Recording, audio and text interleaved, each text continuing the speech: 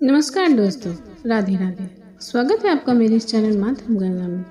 आज हम बृहस्पति देव की कथा सुनेंगे। कथा अगर पसंद आए तो कथा को एक लाइक ज़रूर करें। प्राचीन काल में एक ब्राह्मण रहा करता था। वह बहुत निर्धन था। उसे कोई संतान नहीं थी। उसकी स्त्री बहुत मलिनता के साथ रहती थी। वह स्नान नहीं करती, किसी देवता का पूजा नहीं करती थी। इससे ब्राह्मण देवता बड़ी दुखी रहते थे। बेचारे बहुत कुछ कहते किंतु उसका कुछ परिणाम न निकलता। भगवान की कृपा से ब्राह्मण की स्त्री को कन्या रूपी रत्न पैदा हुई। कन्या बड़ी होने पर प्रातः स्नान कर विष्णु भगवान का जाप व बृहस्पतिवार का व्रत करने लगी।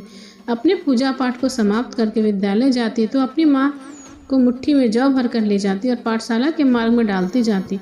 तब ये जौ स्वर्ण के हो जाते। लौटते समय उनको बिन कर घर ले आती थी। एक दिन वह बालिका सूप में उस सोने के जौ को फटक रही थी। उसके पिता ने देख लिया और कहा, हे बेटी, सोने के जौ के लिए सोने का सूप होना चाहिए।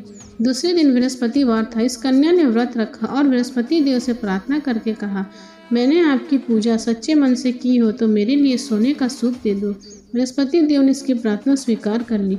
रोजाना की तरह वह कन्या जौ फैलाती हुई जाने लगी। तब जब लौटकर जौ बिन रही थी तो बृहस्पति देव की कृपा से सोने का सूप मिला। उसे वह घर ले आई और उसमें जौ साफ करने लगी, परंतु उसकी माँ का वही ढंग रहा। एक दिन की बात है, वह कन्या सोने के सूप में जौ साफ कर रही थी।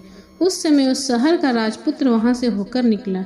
इस कन्या के रूप को और कार्य को देखकर उस पर मोहित हो गया तथा अपने घर आकर भोजन तथा जल त्याग कर उदास होकर लेट गया। राजा को इस बात का पता चला तो वो अपने प्रधानमंत्री और उसके पास गए और बोले, हे बेटा, तुम्हें किस बात का कष्ट है? किसी ने अपमान किया अथवा और कारण हो सो कहो, मैं वही कार्य करूंगा जिसे तुम्हें प्रसन्नता हो।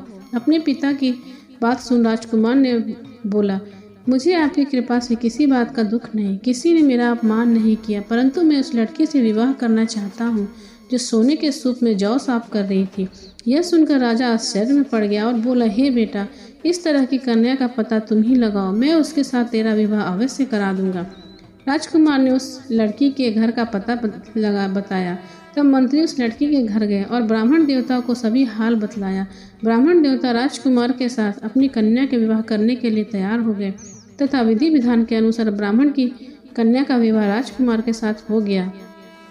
कन्या के घर से जाते ही पहले की बात ही उस ब्राह्मण देवता के घर में गरीबी का निवास हो गया। अब भोजन के लिए भी अन्न बड़ी मुश्किल से मिलता था। एक दिन दुखी होकर ब्राह्मण देवता अपनी पुत्री के पास गए। बेटी ने पिता की दुखी अवस्था को देखा और अपनी माँ का हाल पूछा। तब ब्राह्मण ने सभी हाल कहा। कन्या ने बहुत सारा धन देकर अपने पिता को विदा किया। इस तरह ब्राह्मण का कुछ समय सुखपूर्वक बीता। कुछ दिन बाद फिर वही हाल हो गया। ब्राह्मण ने फिर अपनी कन्या से कहा और सारा हाल कहा तो लड़की बोली, हे पिताजी, आप माता जी को यहाँ ले आओ, मैं उसे विधि बता दूंगी जिससे गरीबी दूर हो जाएगी।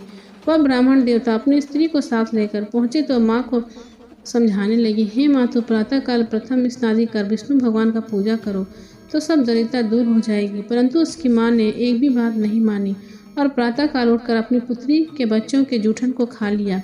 इससे उसके पुत्री को बहुत गुस्सा आया। उसने एक रात को अपनी माँ को उस कोठरी में बंद कर दिया और अपनी माँ को उसमें बंद कर प्रातःकाल उसे निकाला तथा स्नान आदि कराकर पाठ करवाया तो उसकी माँ की बुद्धि ठीक हो गई और फिर प्रत्येक बृहस्पति को व्रत रखने लगी। इस व्रत के प्रभाव से उसके माँ बाप भी धनवान और पुत्रवान हो गए और बृहस्पति के प्रभाव से इस लोक को सुख होकर स्वर्ग को प्रताप प्राप्त हुए।